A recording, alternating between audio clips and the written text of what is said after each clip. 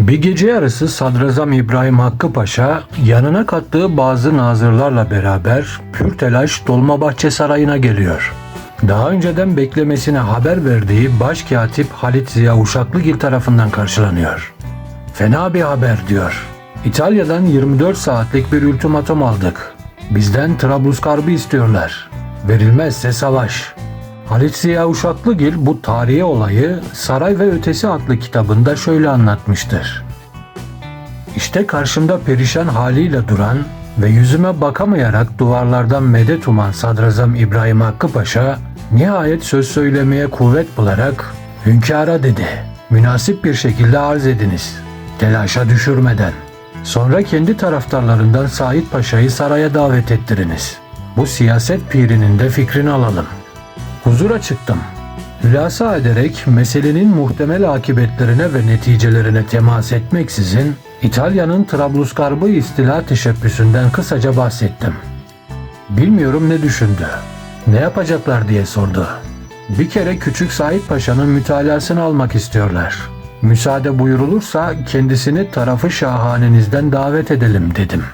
Peki olur dedi. Hemen saraydan bir araba ve yaver göndererek Said Paşa'yı davet ettim. Bu müddet içinde Sadrazam Hakkı Paşa odamda enine boyuna gezinerek bekliyordu. Neticeyi söyleyince bir nefes aldı. Hemen odadan kabine arkadaşlarının bekledikleri salona gitti. Onlara da haber vermiş olacaktı. Fakat giden yaver bir türlü gelmiyordu. İkide bir de Hakkı Paşa hala gelmedi mi derken 5'er 10'ar dakika fasıla ile padişah da birini göndererek Said Paşa geliyor mu diye sorduruyordu. Nihayet pek uzun görünen bir bekleme devresinden sonra Said Paşa bastonuna dayana dayana hasta bacaklarının üzerinde yer yer dinlenerek soluya soluya saraya geldi. Koştuk. Cebinin gizli bir yerinde umulmayan bir çare getirecek bu ihtiyar veziri adeta bir alay halinde çerçeve içine aldık. Saraya benim odama soktuk. İki sadrazam karşı karşıya geldi. Aralarında görüşülecek mesele son derece ehemmiyeti haizdi. Elbette yalnız kalmak isterler düşüncesiyle yerimi bırakarak ayakta sorar bir vaziyette durdum. Said Paşa, makamınızda kalsanız daha iyi olur zannındayım tarzında bir cümle ile sandalyemi göstererek beni alıkoydu. Yerime oturdum. Said Paşa sağ tarafta yazıhanenin yanında koltuğa gömüldü. Biraz öne eğilerek ve gözlerini acaba ne söyleyecek merakıyla Hakkı Paşa'ya dikti. Hakkı Paşa hep o şaşırmış haliyle bir müddet durdu, sonra başladı. En evvel hiçbir şeyden haberi olmayan Said Paşa'ya meseleyi anlattı. İtalya'dan alınan 24 saatlik ihtarı söyledikten sonra ilave etti. İrşadınıza muhtacız. Ya savaşı kabul etmek ya da istenilen koca bir vilayeti terk etmek şıklarından birini seçeceğiz. Bu müşkül vaziyette ne yapmak imkanı olduğuna dair bizleri tenvir buyurmanızı istirham ediyoruz. Birçok defalar nice müşkül ahval içinde sadrazam olan ve imkan dairelerinde her türlü zorlukların içinden sıyrılmak çarelerini bulan bu ihtiyar vezir, işte şurada hasta bacaklarını, yıpranmış vücudunu, bütün fersude yaşlılığını yalanlayan bir hayat pırıltısı ile ışıldayan gözlerini, karşısında aciz kalmış bir talebe perişanlığı ile medet uman yeni idarenin genç sadrazamına dikti. Bendeniz dedi, mesuliyet mevkiinde bulunanlardan değilim. Elbette o mevkide bulunanlar halin icabına göre alınacak tedbirleri düşünürler. Bendeniz nasıl bir mütalaa dermeyan edebilirim? Bu kelimeler birer birer aralarında ufak nefes fasılaları bırakarak yavaş bir sesle sanki kendilerini işitmekten çekinerek ağzından döküldükçe karşısındakinin yüzünde endişe çizgileri daha ziyade derinleşiyor gibiydi. Beklenen medetten bir emare çıkmıyordu. Şu sadrazamların en eskisiyle en yenisi arasında birinde sanki bildiklerini söylemekten kaçınan bir öğretmen, ötekinde ise zor bir imtihanda sorguya çekilmiş genç bir talebe vaziyetiyle bu konuşma uzun bir zaman devam etti.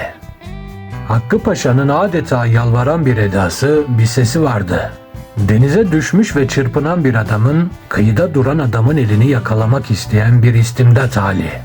Kıyıda duran adamın uzatılabilecek bir eli var mıydı? Bunu zannetmiyorum. Eğer elinde boğulmak raddesine gelmiş bahtsızın kurtarılmasına yetecek bir kuvvet olsaydı elbette ona uzatırdı. Hakkı Paşa birden büyük bir fütur ile ve kendisince yapılabilecek işe nihayet karar veren bir tavırla ayağa kalktı. Biraz kırgın, biraz küskün, arkadaşlarla görüşeyim diye izin aldı ve gözüyle bana işaret etti. Onu uğurlamak üzere odanın kapısına kadar gittim. Yavaş sesle kulağıma, "Hünkâr elbette onu görmek isteyecektir.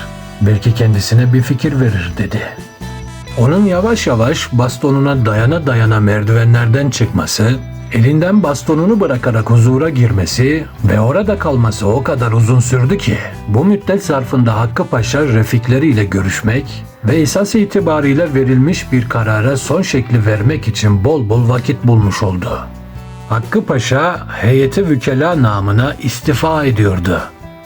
Said Paşa huzurdan çıktı ve bana veda ederek binek taşına kadar merasimle tevşi olundu. Arabasına bindirildi. Hünkâr beni celbetti. Said Paşa ile nasıl görüştüklerine dair tek bir kelime söylemeye lüzum görmedi. Belki de söylenecek bir şeyler yoktu. Yahut ihtiyat etmek istemedi. Hakkı Paşa ve refikleri ne yapıyorlar diye sordu. Zannederim ki istifa edecekler dedim. O halde ben bekleyeyim dedi. İsabet buyrulur diye mukabele ettim. Hünkâr istifanameyi dinledikten ve mutat olan selamlarını ve teessürlerini tekrar ettikten sonra hareme çekilmek üzere ayağa kalktı ve bana şöyle söyledi. "Yarın sabahleyin Said Paşa'nın konağına gidersiniz. Sadareti ona kabul ettirmek için çalışırsınız. Elbette itiraz edecektir ama sonunda başarırsınız.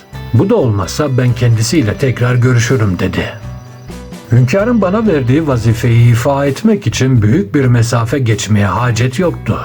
Öteden beri Mabeyn Başkatibine tahsis edilmiş olan binadan 5-10 adımlık mesafede bulunan Said Paşa ikametgahına vasıl olmak için bir kapıdan çıkmak, hemen yanındaki kapıya girmek kâfiydi. Küçük bir oda. Şurada burada yığınlarla ve perişan bir halde kitaplar, evrak kümeleri.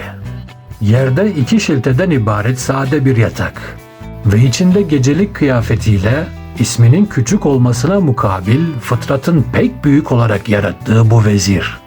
Ben içeriye girer girmez davranmak, hasta bacaklarının üstünde doğrulmak istedi. Buna bir iskemle çekerek istirhamkar bir tavırla mani oldum. Her şeyden evvel beni böyle kabul ettiğinden af diledi. Beni bekletmektense böylece kendisini bu kıyafette göstermeye karar verdiğinden bahsetti. Ben de hemen saraya gitmek mecburiyetinde olduğumdan, pek erken gelişimi affettirecek bir mukabelede bulunduktan sonra böyle kabul edilmiş olmayı nefsimce iftihar medarı addettiğimi söyledim. Sonra meseleye geçtim.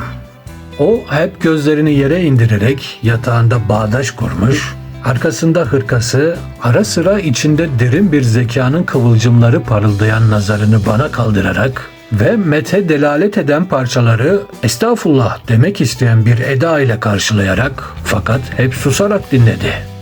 Hakkı Paşa'nın istifasından bahsettim. Vaziyetin müşkülatını işarete lüzum görmedim. Bunu herkesten ziyade kendisinin takdir edeceğine şüphe yoktu.